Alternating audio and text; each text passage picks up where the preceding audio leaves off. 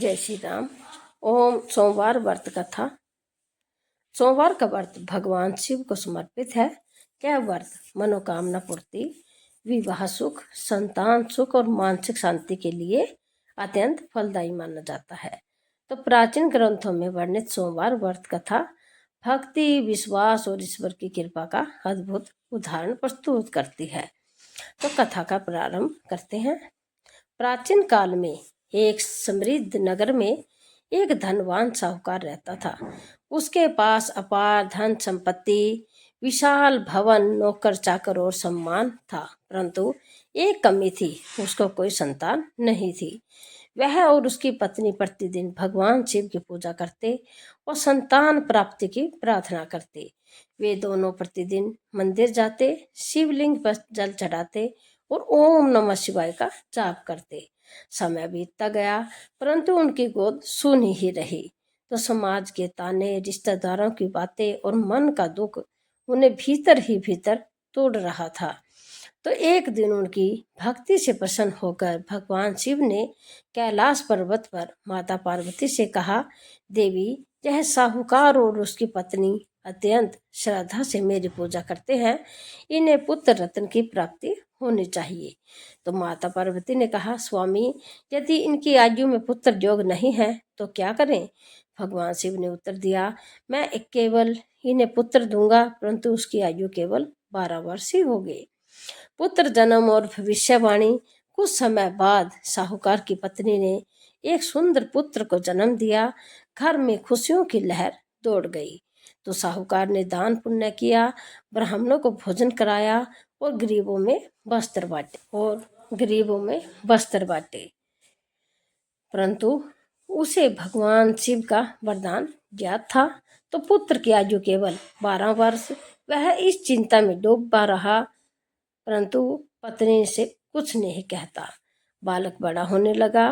वह अत्यंत बुद्धिमान, विनम्र और तेजस्वी था। तो उसकी बातों में अद्भुत ज्ञान झलकता था। तो नगर के लोग उसे बहुत प्रेम करते थे।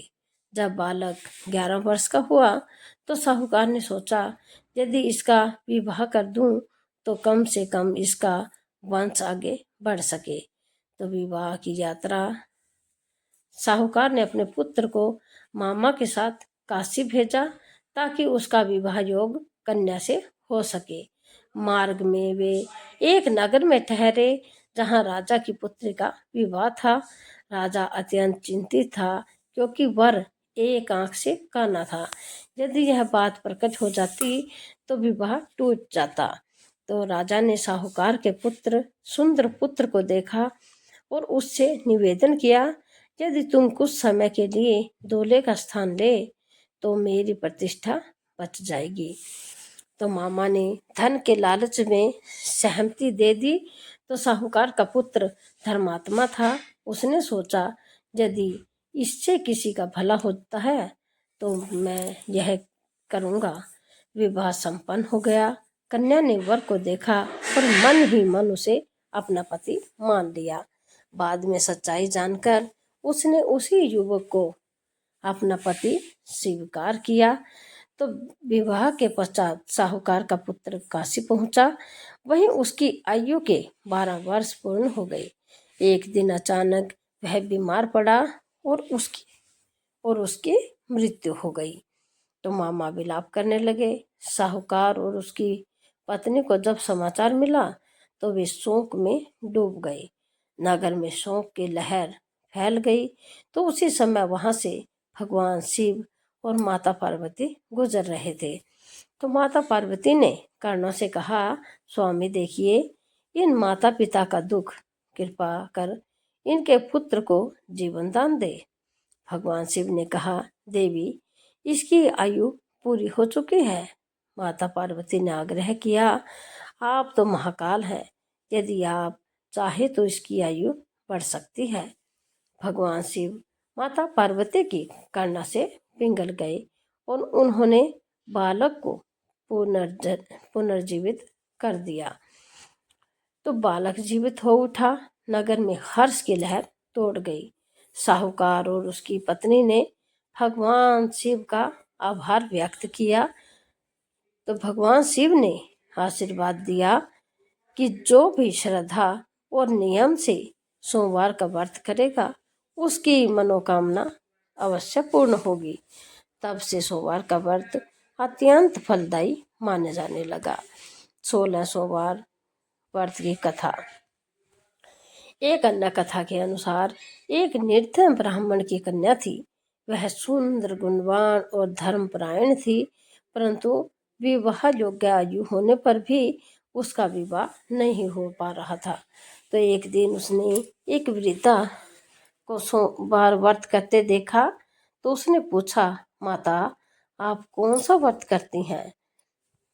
तो वृद्धा ने कहा, बेटी यह 16 सोमवार का व्रत है।